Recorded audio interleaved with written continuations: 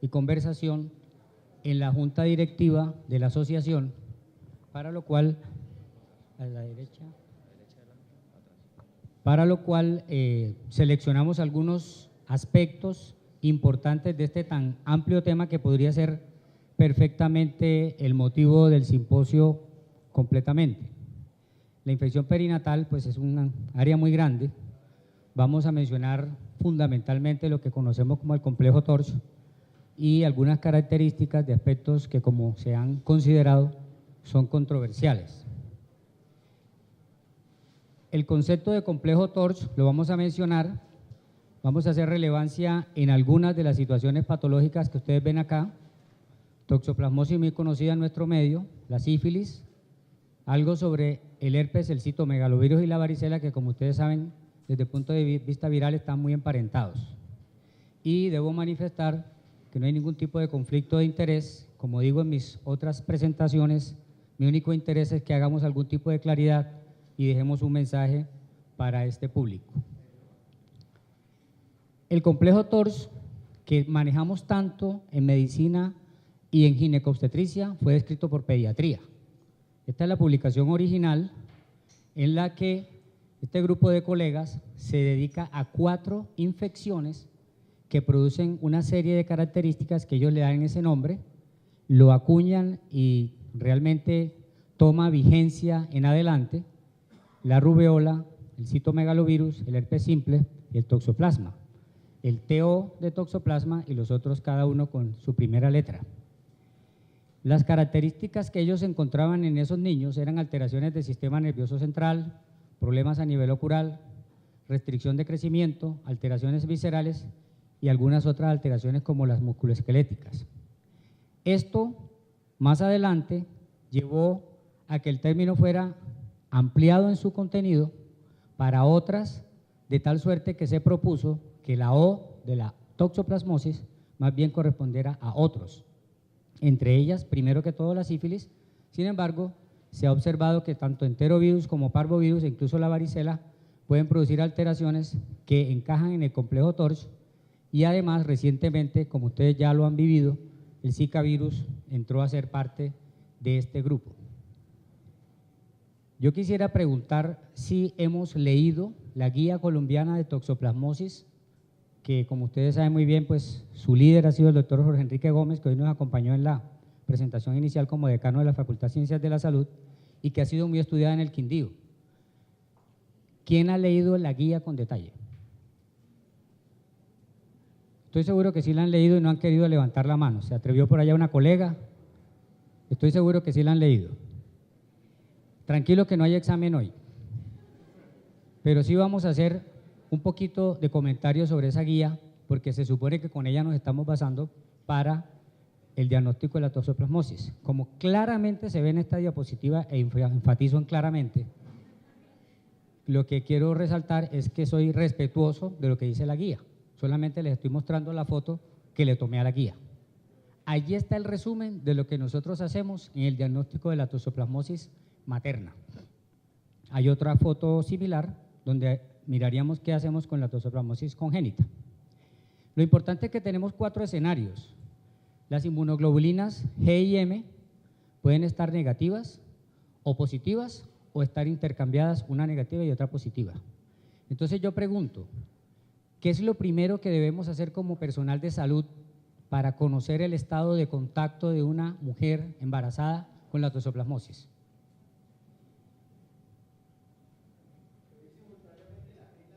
Pedir G y M. ¿Estamos de acuerdo?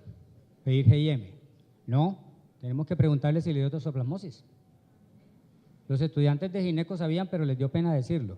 Eso ya lo manejamos en todos los talleres y muchos de los que están aquí son egresados de gineco de la Universidad del Quindío y han hecho ese taller. Lo primero que debemos investigar es, señora, ¿usted tuvo toxoplasmosis? Y ella va a decir, sí, a mí me hicieron los exámenes en la Universidad del Quindío en el embarazo pasado. Aquí los tengo en el carnet prenatal anterior.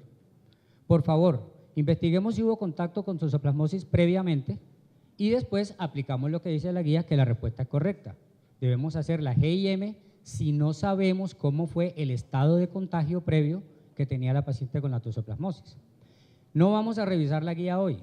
quiero hacer relevancia en dos aspectos. Uno, la famosa IgG de avidez que se solicita cuando tenemos por debajo de la semana 16 la IgG y la IgM en discusión porque las dos están positivas y nos puede sugerir tanto infección antigua como infección reciente, y solicitamos la IgG de avidez, no aparece en el plan de beneficios. Tenemos un problema con eso. La Asociación Colombiana, perdón, la Sociedad, la Federación Colombiana de Perinatología y la de Ginecología y Obstetricia, en conjunto están pendientes de hacer la solicitud al Ministerio de Salud para ver qué solución se le da a ese punto, que es un problema importante, porque ese examen ayudaría a dilucidar, o ayuda a dilucidar si la infección es reciente o antigua. Tenemos ese problema en este momento. Y en segundo lugar, cuando la paciente tiene más de 16 semanas, le solicitamos la IgA. ¿Y qué mensaje le damos a la paciente si la IgA sale positiva o si sale negativa? Si la IgA está positiva, refuerza la sospecha diagnóstica de una infección reciente. Por lo tanto, refuerza la necesidad de un estudio en el bebé, que sería una amniocentesis realizada por una persona muy conocedora, como tenemos varios aquí presentes en este momento. Gracias a Dios, en el Quindío contamos con el personal adecuado para la realización del estudio de amniocentesis, solicitar el DNA del toxoplasma e identificar la posibilidad de infección fetal. Pero resulta que si la IgA sale negativa, ¿qué le vamos a decir a la señora? Que lo más seguro es que tal vez, quién sabe, porque la IgA negativa no confirma lo que está diciendo ni lo refuta. La persona que llega a recibir ese resultado le tiene que decir a la paciente: yo le solicité una IgA para ver si le hacía una amniocentesis y ahora que tengo el resultado no sé si se la voy a hacer. Más aún, probablemente esa paciente está bajo el efecto de una espiramicina que se le inició tempranamente, como lo dice la guía. Y la paciente dice: entonces, ¿yo qué hago? Se le propone un seguimiento ecográfico con unas ecografías más o menos mensuales o a veces bimensuales para ver si hay cambios en el feto, sobre todo en el sistema nervioso central, que indiquen que evidentemente sí tiene toxoplasmosis. Y la señora, mientras tanto, se toma la espiramicina, que ya el médico le explicó que no atraviesa la barrera placentaria, o que si la atraviesa es en cantidades muy mínimas. Entonces la señora le pregunta al médico: doctor, ¿eso significa que cuando mi bebé ya entonces esté afectado es cuando usted me va a decir qué me va a hacer? Y ese es el dilema que tenemos. Por fortuna no es para el primer nivel de atención. Ese dilema ya lo tiene que afrontar el especialista en un siguiente nivel de atención. Les adelanto que el dilema no está resuelto. Las pacientes toman la espiramicina, algunas van a la amniocentesis, otras no van, y algunas sí presentan los cambios ecográficos y otras no. Ese es uno de los dilemas que tenemos en el caso de la toxoplasmosis, que, como lo dice la controversia, la presentación, vamos a hablar son de aspectos controversiales. ¿Qué pasa con la sífilis? Entonces preguntemos: ¿quiénes han leído el último protocolo nacional, guía nacional de sífilis? Tenemos sí ya más gente. Qué bueno, casi la mitad del público ha leído el protocolo. ¿Para qué? Para aplicar lo que dice aquí en esta transparente diapositiva, que también la tomé directamente del protocolo, donde dice que, a diferencia de lo que hacíamos hace muchos años, que era empezar con una serología BRL, empecemos con una prueba rápida. La pregunta difícil es: ¿qué es una prueba rápida? La prueba rápida es una prueba treponémica. Perfecto, el BRL no es una prueba treponémica. Entonces yo voy a empezar al revés que antes. ¿Y por qué? Esa duda ha hecho que a veces en algunas instituciones estemos aplicando una lógica que no funciona. Por ejemplo, conozco una institución en el Quindío que empiezan aplicando un FTA-ABS, porque es una prueba treponémica. Y como la prueba rápida es treponémica, pues hagamos la más sofisticada que conocemos. Ustedes saben muy bien que la EPS no la autoriza fácilmente, que demora y que además, evidentemente, nos dice que la paciente tuvo una infección alguna vez en la vida, que tiene un 15% de posibilidades de equivocarse. Sobre esa prueba rápida, hay que aclarar que el hecho de ser prueba rápida podría ser un BRL, porque se hace rápido. Pero la diferencia que tenemos es que estamos hablando de una prueba que se hace rápido, que se puede hacer en el punto de atención y que sí es una prueba treponémica. Entonces, acá arriba tenemos el BRL y acá abajo las pruebas treponémicas rápidas. ¿Y qué dice el protocolo? Hagamos la prueba treponémica rápida. Si la prueba treponémica es positiva, como tiene la posibilidad de equivocarse, porque identifica todo lo que le parezca treponema, entonces le pedimos una BRL. Pero mientras tanto, a la paciente, por prevención, le aplicamos la primera dosis del tratamiento. Eso dice el protocolo y eso se está haciendo. No sabemos por qué tenemos tanta sífilis congénita, o sí sabemos, las pacientes se reinfectan, o además la bibliografía dice que algunas pacientes bien tratadas pueden tener un bebé afectado. Otro punto controversial, el herpes simple. Puede ser el simple 1 o el simple 2. Aquí no voy a preguntar si han leído el protocolo porque no lo tenemos, y además porque en realidad la prevalencia y la incidencia no son tan altas para que nosotros la consideremos tan importantes como las que hemos mencionado. Sin embargo, los efectos en el feto pueden ser totalmente devastadores. Vamos a mencionar algunos aspectos, como por ejemplo, que ya es claro que no debemos pensar que la lesión por herpes 2 es solo genital. El herpes 1 también puede tener contagio a nivel genital, con la diferencia de que el herpes 1 sí produce las lesiones que conocemos, las lesiones orales, las lesiones gastrointestinales. En segundo lugar, que la mayoría de los casos que se dan son en mujeres que no tienen ningún antecedente. Por lo tanto, el 80% de los casos son en mujeres sin ninguna historia que nos pudiera orientar al herpes. ¿Y qué hacemos nosotros? Pues siempre investigamos si ha tenido herpes previo, si hay herpes recurrente, para hacer las medidas preventivas, lo cual está muy bien, pero realmente ese es solamente el 20% de los casos. La otra situación que, a diferencia de las demás enfermedades que se transmiten por vía sexual y que pueden llegar al feto, esta se transmite muy probablemente intraparto. O sea que la posibilidad de contagio con el herpes durante el embarazo es muy baja. En realidad, el problema es periparto. Y si hay una reactivación, si hay unos pródromos de reactivación o si hay francamente un herpes de novo en el embarazo, en el momento de la cercanía del parto, sí podemos tener un compromiso importante. Y la transmisión postnatal realmente se debe más que todo a las personas que atienden a la gestante, a la que ya tuvo su parto, a la que le están dando los cuidados puerperales, podemos tener la infección postnatal transmitida y ustedes saben pues evidentemente que es muy poco probable que la paciente inicie una vida sexual tan rápido para que en los siguientes 5 días del parto vaya a tener un contagio por un herpes, que podría ser terrible. Hay 3 conceptos. La infección primaria es cuando estamos frente a un herpes y no confirmamos con ningún método diagnóstico que la paciente lo haya sufrido previamente, ya fuera tipo 1 o tipo 2. La paciente no ha tenido contacto con herpes. La infección no primaria, la paciente ya tuvo contacto con herpes, pudo ser tipo 1 o tipo 2 y en ese momento está presentando el contrario. Y en la infección siguiente, que es en la infección recurrente, la paciente tuvo el contagio y podemos demostrar que el que tiene es el herpes.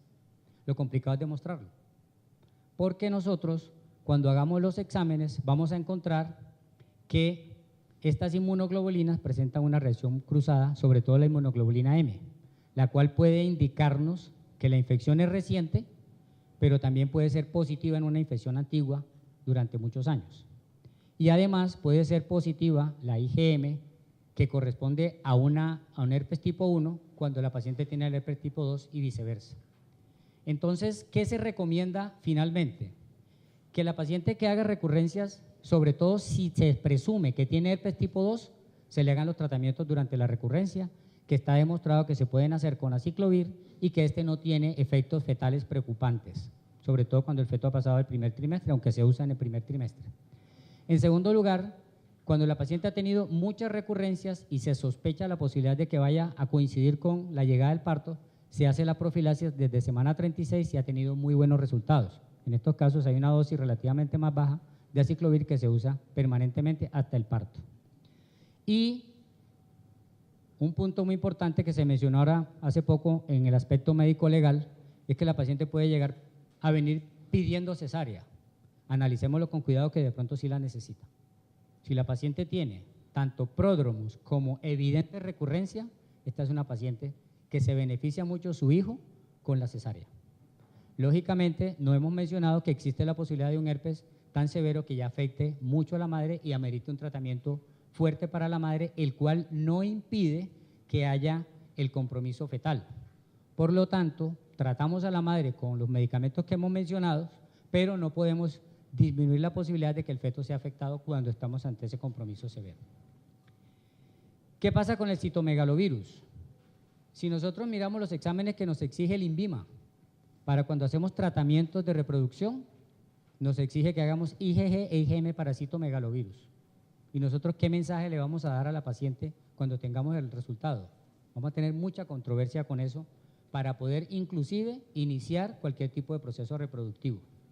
Evidentemente, cuando hay donación de gametos, entonces en ese momento sí es importante que los dos exámenes aparezcan negativos, a menos que la pareja acepte que uno de los dos integrantes de la pareja tenga una de las dos inmunoglobulinas positivas. Entonces analicemos, como lo hicimos con el herpes, algunos aspectos. 1. La seroconversión en el embarazo es muy baja con el citomegalovirus. 2. La enfermedad es asintomática en el 90% de los casos de las personas que la contraen. 3. La posibilidad de transmisión al feto aumenta con la edad gestacional y disminuye la severidad de la lesión. Eso es muy común en la mayoría de las infecciones perinatales. Recuerden que el citomegalovirus, su presentación principal es como un estado gripal. Generalmente hay mucha rinorrea, generalmente le da a los niños, se podría decir que es lo que llamamos una virosis. Rara vez, aunque es un 10% de los casos, se puede dar un famoso caso de mononucleosis que amerita que la paciente entre en un protocolo diagnóstico para ver si tiene una mononucleosis típica o alguna de las atípicas que podrían ser, bueno, en este caso, con el citomegalovirus. Siguiente aspecto, cuando la infección es primaria, usando el mismo término que usamos con el herpes, y es que la paciente nunca tuvo contacto con el virus, la posibilidad de daño a nivel de feto es alto. Y si nosotros tenemos el antecedente confirmado de que la inmunoglobulina estaba positiva, entonces vamos a tener una afectación fetal que ya es menor. En teoría, nos ayudaría a saber si ella tuvo la infección anterior. Pero la noticia mala es que lo que disminuye es la posibilidad de afectación, no el tipo de compromiso. O sea que así el compromiso sea menos frecuente cuando la infección es porque ya tuvo alguna inmunoglobulina positiva, de todas maneras el bebé tiene el mismo riesgo de complicarse severamente. Y estas complicaciones pueden ser a largo plazo. Tenemos problemas no solo en el momento de que haga el síndrome TORS que mencionamos, sino que a veces hay problemas de falla hepática que llevan a trasplante hepático en estos niños a las edades de la infancia, antes de la adolescencia. Ya dijimos que el feto sería afectado severamente y como les decía que aunque no se recomienda mucho hacer el examen, en caso de que se pudiera confirmar que la paciente era negativa y se seroconvirtió, entonces podríamos hablar de reinfección o infección con una nueva cepa, o sea que no podríamos decirle a la paciente que francamente sabemos qué es lo que está pasando. Además, en este caso podría ayudar la IgG de avidez, la cual al menos en nuestro medio todavía no contamos con ella, pero sería una ayuda como lo está haciendo con la toxoplasmosis porque el principio en el que se basa es el mismo. Entonces, ¿qué se está recomendando en este momento? Y lo dice la Asociación Americana de Pediatría desde hace muchos años. No tenemos por qué incluir en la consulta preconcepcional, de la cual hemos hablado toda la mañana y que seguiremos hablando, en la reinvestigación rutinaria del examen de citomegalovirus, incluso el de herpes tampoco. Segundo, si tenemos un caso de mononucleosis o tenemos la posibilidad de que el feto haga parte de un compromiso fetal síndrome TORS, sí tenemos la obligación de investigar entre los factores causales la posibilidad del citomegalovirus.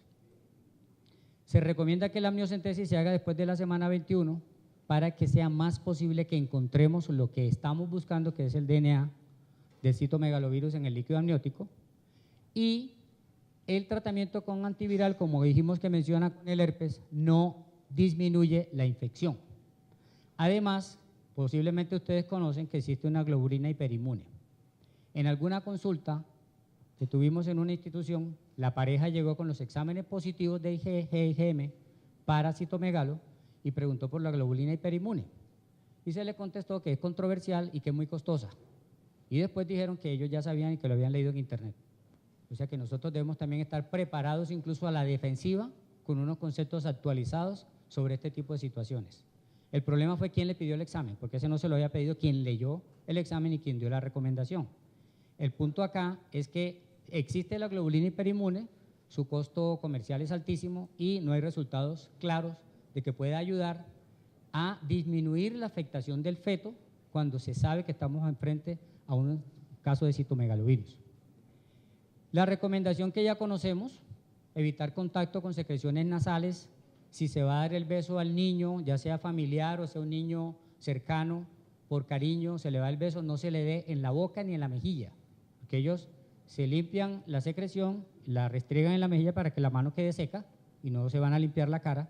Entonces, la mamá o la maestra lo manejan, tocan esas secreciones y ahí es donde está el contacto.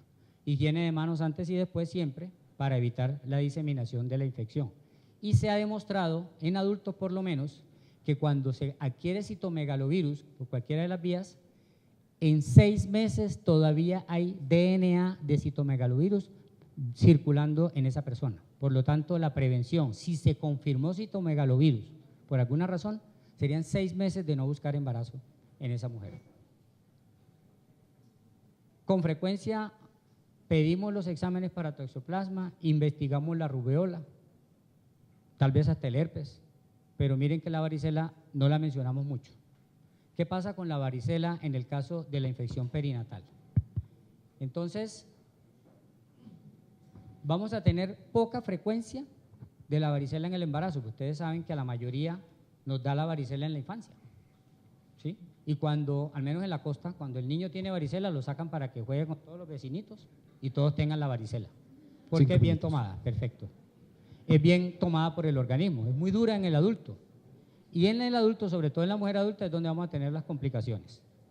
Tenemos poca infección fetal, muy baja, lo que pasa con el citomegalo, de 0.5 a 2%, y con una frecuencia muy interesante que es en el segundo trimestre. Yo creo que es el único que se comporta así, ni en primero ni en tercero, sino en segundo trimestre. Y resulta que la infección materna es a la que le debemos tener cuidado. Entonces, a veces la paciente llega con varicela donde el médico y la verdad le presta muy poca atención y le dicen que eso va a pasar sin ningún problema. Esperamos que así sea. Pero realmente tenemos un riesgo importante de que haya una neumonía materna, la cual tiene altísima mortalidad. Puede presentarse con la misma frecuencia en la embarazada y no en la embarazada, pero la embarazada tiene altísima mortalidad. Esas son pacientes para tratamiento con aciclovir o con valaciclovir. Recuerden que el valaciclovir lo que hace es metabolizarse para actuar como aciclovir y que no tiene realmente contraindicaciones el embarazo.